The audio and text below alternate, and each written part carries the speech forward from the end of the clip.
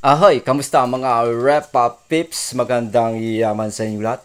Sa video na to ay magpapakita tayo na kung saan nakikita mo ngayon meron tayong temporary low, super laki. Pero at the same time, kung titignan natin ito sa loob ng panahong ngayong araw, August 21, 2023, ang total profits $173.75. Kung babase tayo sa panahon ng August 14 hanggang ngayong August 21, ito ang total profits. $401.85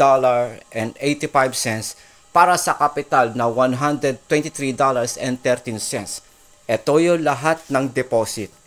Bukod pa sa idea, yung istorya nito, yung una kong deposit itong dalawa na to, halos maliquidate na ako dyan. Pero naipanalo ko pa rin sarili ko sa pamagitan ng call a friend na strategy. Halos malusaw na itong dalawang aking total deposit na sa around $87 o $88. Nag-additional ako ng around almost $35 dito. And then after that, doon ako nakarecover.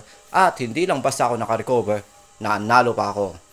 Tingnan natin ilang trade counts mula sa August 14 hanggang August 21. Isa, dalawa, tatlo, apat, lima, anim, pito, walo, siyam, diba? 10, 1, 2, 3, 4, 5, 6, 7, 8, 9, 10. 20 na yon.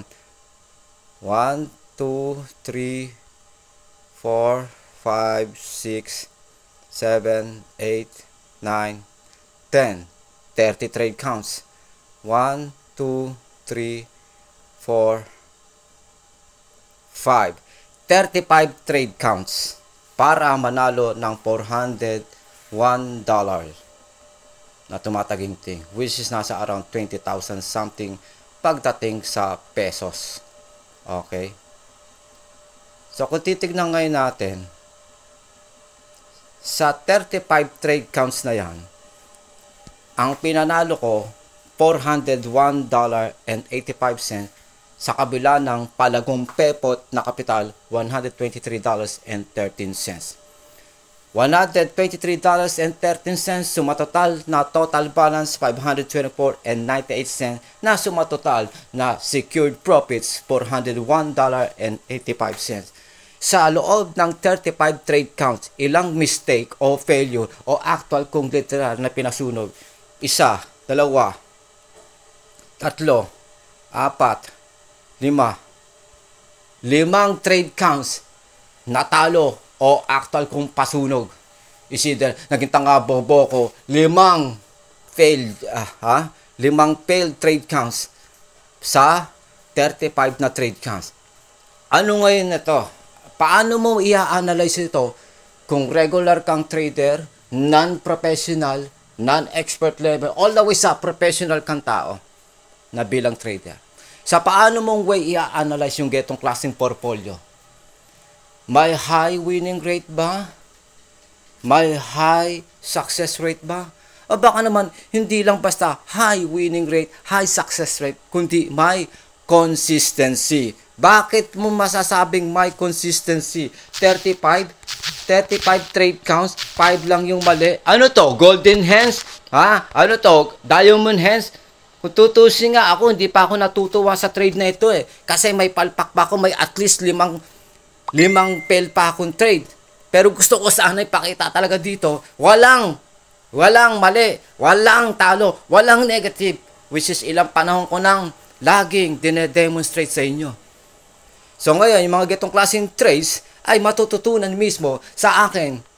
One of a kind, online packing masterclass, one-time flat rate tuition fee, bahala sa buhay mo na mag-value ng time kung gusto mo ito o hindi. Kung tamang duda ka, di wag ka mag-avail. Lalo na, hindi naman ako basta nag-accept ng basta-basta. Kahit may pang-instant pang bayad ka, kung wala ka naman panahon para mag-aral. Ikakatwira mo na kasi busy ka sa trabaho, busy ka sa negosyo, busy ka sa MMK, whatever set yung fucking life ng buhay mo. Hindi ka pwede sa aking masterclass. Kung hindi mo lang din pala kayang tanggalin yan at ibaon sa limot, ilibing sa limot, yung mga pampobreng kaisipan at emosyon na yan, hindi ka pwede makapasok sa akin online masterclass. Parang ako sa sarili, mag-value ng time. Hindi mo makita yung Alex Sonse masterclass ko ng anak ng puta, nakapin yan sa may page ko. Nakapin yan sa page ko, tapos hindi nyo makita. Imposible, lalo na may shop tab dito. Imposible hindi makita, lalo na nakapin na nga, na under shop tab pa, tapos isang katutak na tutorial video ko na pakanton, although sa post ko, sinasabi ko, Alex Sonse, one time flat rate tuition fee, blah blah blah. Anak ng puta, doon pa lang, pwede na agad maraming tao. Gets nyo? Parang awa sa sarili, mag-value ng time.